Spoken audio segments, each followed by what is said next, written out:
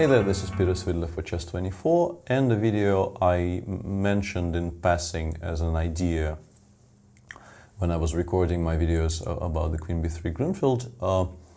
A video I thought might be interesting as a kind of a infotainment. It's going to be somewhat less chess heavy than the opening videos in this series, but I thought it might be interesting to tell you about the three games I played in 1999 in pretty much the same line of the Grunfeld against the three world champions, the reigning world champion, the ex-world champion, and the future world champion, and in general to tell you a little bit about how my 1999 went. I know it was a long time ago and has no particular relevance, but well, as they say, it's my series, and why not? And the chess content, I think, is quite interesting. All three games are fairly remarkable in their own way, and let's see how this goes. I'm not quite sure about this format myself, but this whole project is new to me, so this might turn out to be fine as well. So let's give it a shot.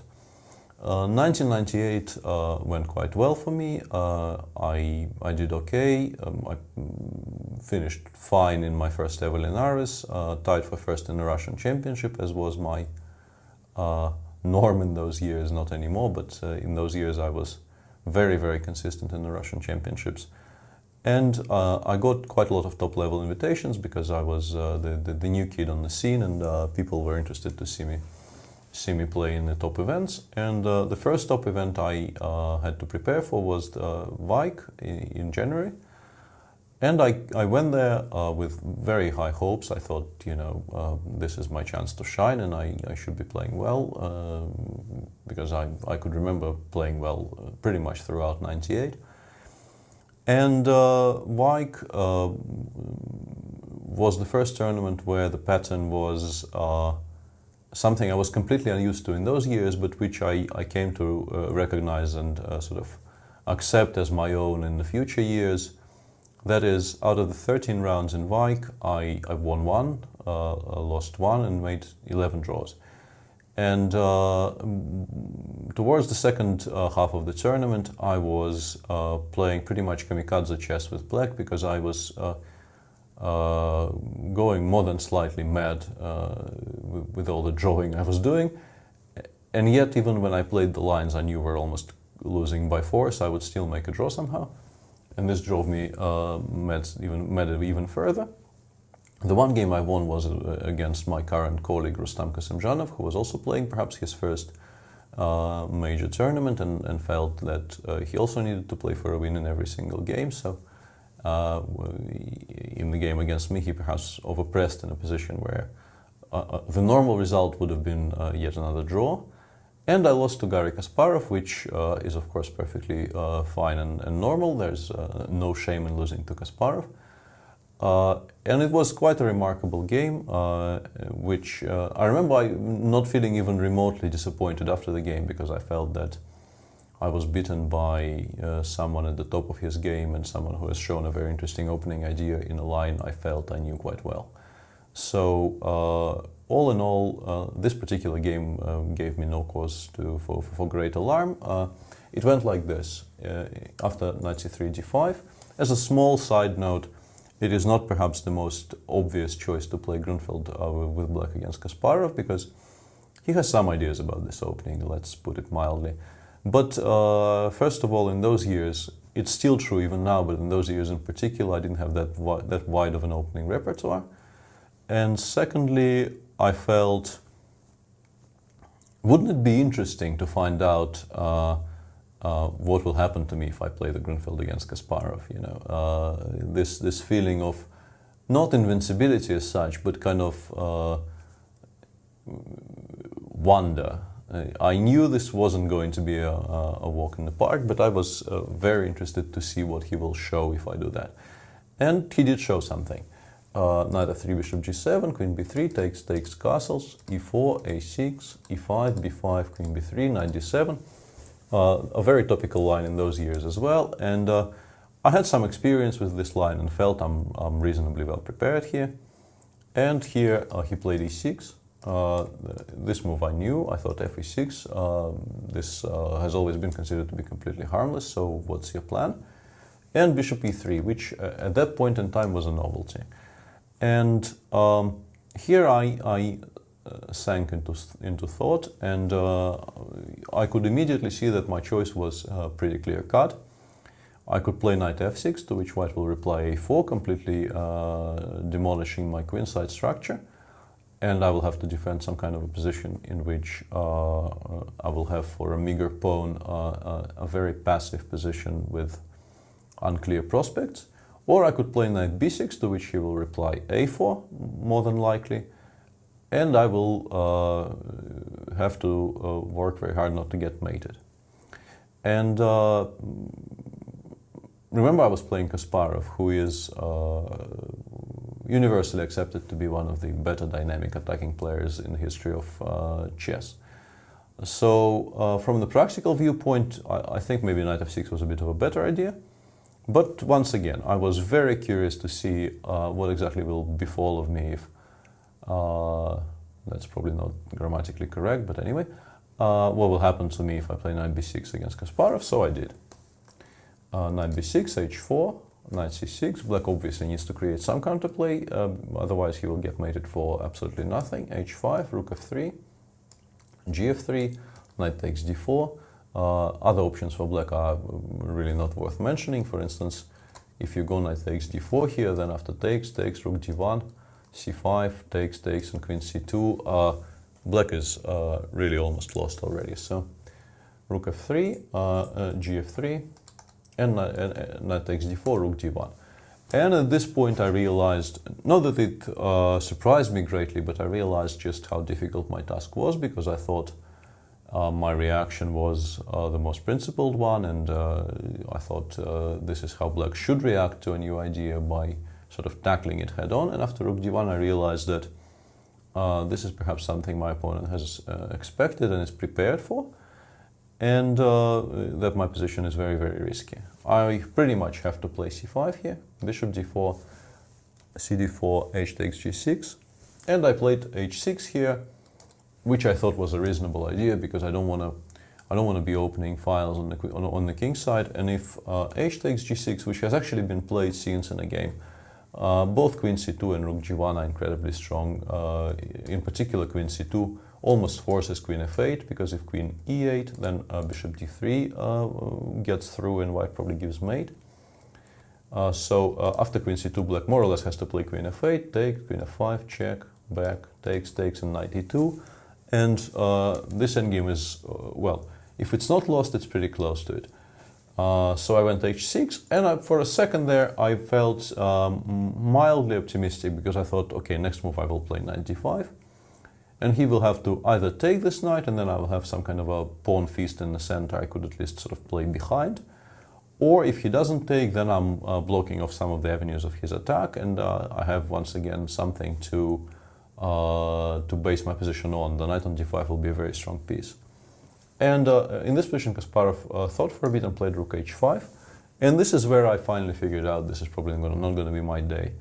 Because now knight d5 is impossible, white is free to develop his initiative if I do nothing. And also I don't really have any particularly useful moves, apart from queen e8, which is what I did. It's worth noting that in 2010, Shabalov decided to improve on Kasparov's play and went rook h4 and also won quite convincingly, but I think rook h5 is stronger. I quite like rook h5, and I remember Kasparov being very proud of this game, of this move after the game, which should tell you something. Queen e8, knight e2, queen g6, rook h1, and here I realized that, well, I'm in a lot of trouble, because I was more or less forced to take the pawn on g6, which I was very much counting on to use as a kind of a human shield for the remainder of the game, because it was blockading one of the avenues along which I will be getting mated later on. And also the pawn on d4 is now falling, which makes white's attacking task much easier. I will go through the remainder of the game reasonably fast, because I think by this point black's position is beyond repair. I went king h8, rook g1, queen f7, knight d4, knight g5, Once again, if black could just play bishop d7, rook f8, and maybe one more move, he would be doing okay-ish. But this is not going to happen because queen d3, bishop d7, and queen e4. And white is just in time to install his pieces into proper positions. Rook c8, bishop d3, threatening mate in 1, rook c5, queen h4.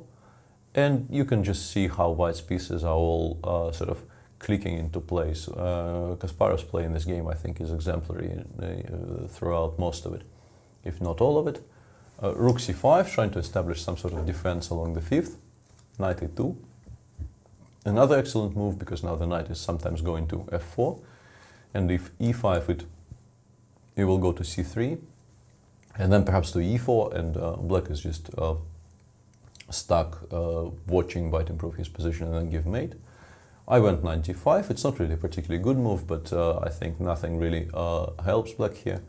Rook g6, queen f8. You can't allow rook takes h6 check, queen e4. Threatening once again rook h6 and queen h7, queen f7. And now the final accord, king d2, a very nice looking move. And now rook cg1 or rook h1 are coming with devastating effect. Knight f6, queen e3. And here I resigned. I've been criticized even for that particular resignation because people felt that it was a bit premature, but I think it's not really, and I think that in this position I was perfectly justified to stop the clocks. But you will see the same decision in the second game, and there I really could have and maybe should have continued. Anyway, I was quite happy with that game because I felt that, you know, I've been beaten by a legend and deservedly beaten. And it wasn't really through my own bad play, but because I was playing somebody who was better prepared and is in general a better player than I am. I went back home and I thought repaired this line. And when I went to Linares in February, I thought that I'm more than happy to repeat this line because I know what to do now. And I got the same position in round 6 against Vishy Anand. I have to say that I started Linares quite well. In round 1, I almost beat Kasparov with black. And I was doing reasonably well. I felt confident and I felt that the tournament is going well, and by round 5 I was on +1, and if anything I could have had, I thought, more points than less. And then I lost this game to Vishy, and I lost the 3 next games after it, and that did not really improve my mood at all. And the beginning of this, the longest by far sequence of losses in my career was this game against Vishy. We reached this position reasonably fast, and here Vishy, instead of playing e6, went for h4, giving me a bit of a break in the e6 line. I went c5, e6, c4. In his notes to the game, I think Vishy said that he wasn't concentrating on this particular line very much, so I went queen d1. I mean, he went queen d1, this is the correct move, but he wasn't... what I meant to say that he wasn't as booked up as he perhaps was in some other positions. Ef, rook f7, h5, knight c6, takes bishop e3. This is the tabby of the h4 line, so to speak. And I want to remind you that I cover this quite extensively in my queen b3 videos. And in this position, apart from the move I made in this game and the most obvious move in the position, namely bishop g4, black has a very interesting idea, knight g5, which I think is very, very sensible, and I think it's highly recommended you look at that. But in this position, I started thinking, and I came up with this idea of playing bishop f5, which is maybe not the best move in the position, but is certainly very, very playable. He went knight g5, otherwise it's not clear what he's doing. Rook f6.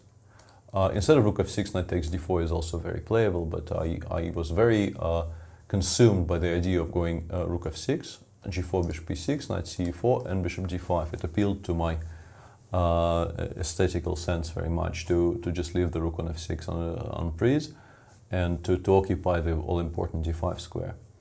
And taking on f6 is of course unattractive. Vishy played queen d2. In a later game, Rustam Kasimdzhanov tried playing f3 immediately here, and after e5, d5, knight e5 was perhaps already slightly worse in the game against Khalifman, which he didn't manage to draw. Queen d2, I think, is the correct move. And here I got very much carried away. I have this feeling that I normally treasure very much, and which generally I trust, and it normally doesn't let me down. But sometimes you get a feeling during the game that you're completely in control, and you know what's what, and you know what the correct move is. And in my particular case, when I feel like that, I think it's likely that some kind of somewhat left field solutions will come to mind. And in this particular case, the move I made on the board, rook d6, just appealed to my senses so much, because I felt that it's a rare case of a move where, you know, the rook goes from one square on which it is attacked to another square on which it is attacked. And also I thought it was a decent move in general, because I'm trying to capture on d4, which is a very sensible idea. Unfortunately, it has tactical problems, as you will soon see. Instead of this, black should play queen d7, and the position after bishop g2.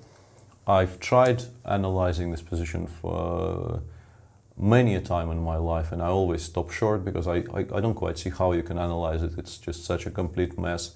And the fact that the first line of the machine in this position, at least on my machine, is a5, to which white replies by playing a2, a3. This is just too much for me in my current state. So since this position is not really very, very critical to our story, I will leave it at that. And after rook d6, what I missed is that white can play f3, and the threat of queen h2 is just incredibly powerful. And it's very important that the rook is no longer on f6, because otherwise black would be able to play rook takes f3 in this position, and he would do well. But now it's impossible, and black is under a severe attack. The remainder of the game is a very, very instructive attack by Vishy. I went bishop takes e4, I could see no other choice, f e4.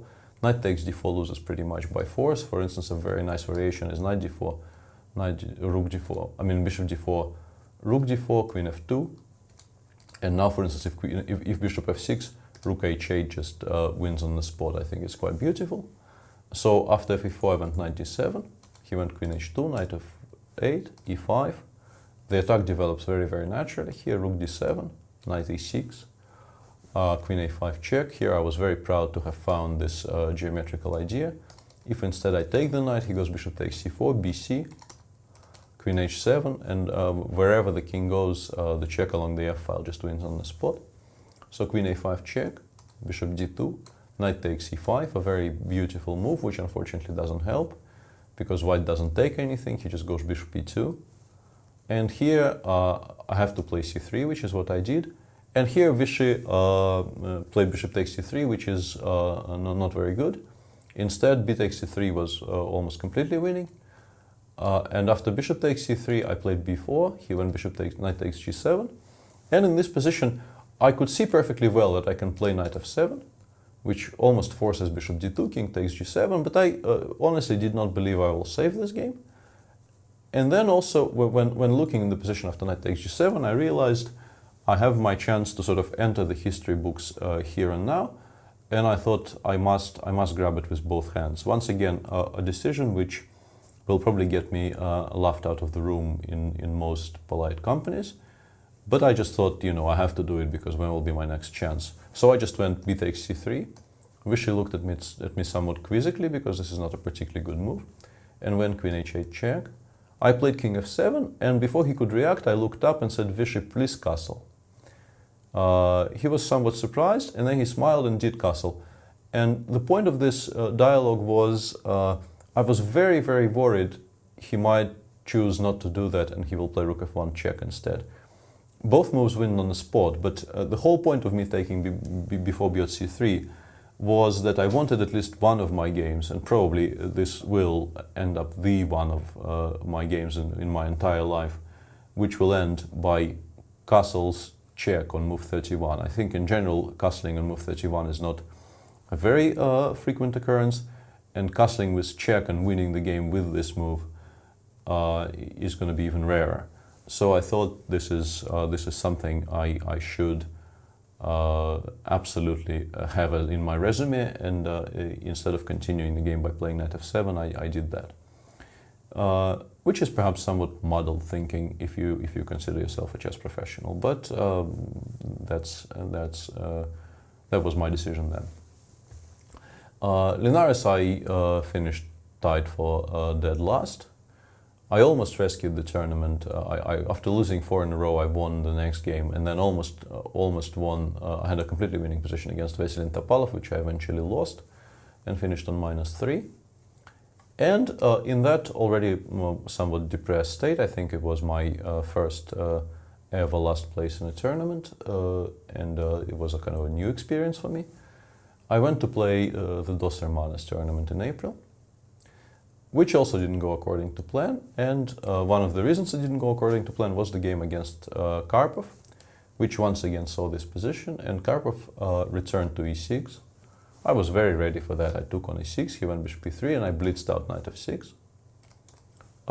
Once again, I think knight b6 is problematic for black. There's no equality there. But from a purely practical point of view, getting a position I was about to get against Karpov in particular is also not a very brilliant idea. And it's notable how I chose exactly the wrong positions against perhaps all 3 players. I chose an incredibly messy position by design against Vishy, who is very, very good in messy positions, I have to say. I chose to try and withstand a direct attack against Kasparov, and I chose a slightly worse endgame against Karpov. Well played me. Knight f6, a4. But here I was prepared. We looked at this position with my coach, Andrei Lukin, and I thought I knew everything that I needed to know. ba4. Once again, I remind you that b4 is a perfectly legitimate move in this position, and I think it's maybe even better than b takes a4 in terms of simplicity of play. Rook a4, knight c6, bishop c4. The following line was blitzed out by both me and Karpov. We both knew that this was where it was headed. Bishop e6, queen e6, queen d6. Of course, white is not going to take on d6, knight g5, rook b2, and castles. Knight f7 is, it's too early for knight f7, white needs to finish development. And in this position, the best move is rook c2. I'm not quite sure why I played knight d8. It's been too long ago for me to remember whether I forgot something or I just missed castles in my analysis at home, which is kind of hard to believe because it's the most obvious move in the position. And I want to show you a particular line after rook c2, which I think is the best move, which I found when I was preparing this video, and it has no particular relevance, but I think it just ends in a position which I want to show you, since this is, as I said, more infotainment than just purely informative. Rook c4, knight a5, rook c5. These moves are quite forced. Knight b7. In a game between Sashikiran and Bakro, black took on e6 and played rook c8, and were also slightly worse in an endgame. But knight b7 is more critical. Now knight f7 check. It takes everything. In this position, queen d3 loses to rook d1, as does queen d8, because white catches the rook, and after queen d3, once again, rook d1 wins. So queen e5, rook d1, h5. Now the attempt to give immediate mate by playing knight e4, queen e4, bishop h6 seems to be succeeding for a second. But then you find knight e8 and you realize that maybe black is even better because there is no mate, and the back rank of white is also quite weak. So bishop d4, queen f4. And in this position, I had very, very long analysis trying to prove this is a draw. This is not perhaps a draw, but I want to show you a particular line which I think is very interesting geometrically. Queen e7, rook g2, queen d8 check, king h7, g3. And now objectively the strongest move for black is probably rook d1, knight g1, queen f3, after which white has to take on f6. And it is perhaps a draw, or maybe not a draw after bishop f6, queen f6, queen takes c7. Black does have decent drawing chances, but to prove it's an absolute draw is quite difficult. But this is not what I wanted to show you. What I wanted to show you is the move queen e4, which is, I mean, a very appealing move from the aesthetical point of view. And white is probably winning the bishop endgame after takes, queen e1 check, king g2 takes, and bishop takes f6. And once again, I'm not recommending you play this with black, but the reason I started this whole thing is knight takes e4, rook d1, king g2, knight e4, queen c7, rook d4, c6. It seems like white is winning here, but after rook d2, king f3, knight f2, queen b7, knight g4, c7, knight takes h2, king e4. This is actually quite forcing. And here, rook c2, c8, rook c8, queen c8. This is the position I wanted to show you, because I think not everybody knows that even in this position, even if white somehow manages to exchange the pawn on g3 for the 3 remaining black pawns, and I don't think he will, but even if you take off all of black's pawns and the pawn on g3, and you put the black knight on e5, this setup, king h7, bishop knight e5, and bishop g7, is a draw against the queen. And this is a little known nugget of a fact, which I quite like, and this is the whole reason I went through this very long and not particularly interesting from a purely theoretical point of view line, because I thought it will be interesting to some of you maybe to learn that this actually is a fortress which in some rare cases you can actually aim for. Anyway, instead of all this, I played knight d8 and expertly headed for a slightly worse endgame against perhaps the most dangerous player of positions where he has advantage and no risk. So queen h3, queen d7, Karpov very happily took on d7, knight d7, rook a6. And this endgame is very difficult to annotate, so I will just give you the next 15 moves or so, and you can marvel at how, without doing very much, Karpov is just constantly improving his position and waiting for minor inaccuracies. And by the first time control, I was almost lost, perhaps even completely lost. Knight b6, h4, fixing some, advancing on the king side, gaining some space, rook c2, knight c4, h6, knight c6. It seems as if black is not really doing all that badly here to begin with, because the weaknesses is somewhat covered, the rook on c2 is active. This is the first thing that white does something about. Rook a1, knight b4, rook fc1, exchanging the one active piece black has. And now knight c5, rook f6, bishop d2, very quietly keeping the pressure on. White just improves his position step by step. Rook d6, aiming to play rook knight d7 perhaps. Knight b6, of course white doesn't allow it. If now rook e6, then knight d8, knight c6 looks like an attractive idea. I went rook f6. Now the second knight comes in, knight e5, king h7, g3. Beat by beat, white is improving his position, and it becomes very, very difficult to breathe. Rook f8, trying to activate at least one piece, knight c5, rook a8. But now, very quietly, white doesn't, of course, allow the rook on the second, rook c2. Here I realized that, let's say, if I go rook a1, rook g1, the king will just come over to e2 and drive the rook away, and it's just, I could waste another 2 tempi achieving absolutely nothing. So I went back to d8, king g2, and here perhaps in some mild time trouble, I could tolerate it no longer and started exchanging pieces. I took on e5, d5, knight d7, and knight e6 also looks quite dangerous for black here, but Karpov took an even more sort of classical approach. He took on d7, rook d7, and fixed the entire black structure by playing rook c6. Now the black knight has absolutely no constructive moves. The rook on d7 is stuck protecting c7 and d7, and there's constantly a threat of h4, h5 destroying the black king side. And here I think it's as good time as any to stop, because the position is already perhaps lost, and I was not able to save it, obviously. This, I think, concludes the overview of the 2 queen b3 games I lost to exceptional players in '99. '99, as you can perhaps glean from this video, was not a particularly good year for me. By the end of it, I was out of the top 20, out of the 2700 club, and it took me the best part, I think, of 2 years to recover from that half a year stretch. But I did eventually recover, and I didn't stop playing the Grunfeld. I never really blamed the Grunfeld for any of this. And in general, I don't think I even played those 3 games particularly badly. I just played against very, very strong players who were playing very, very well in those particular games.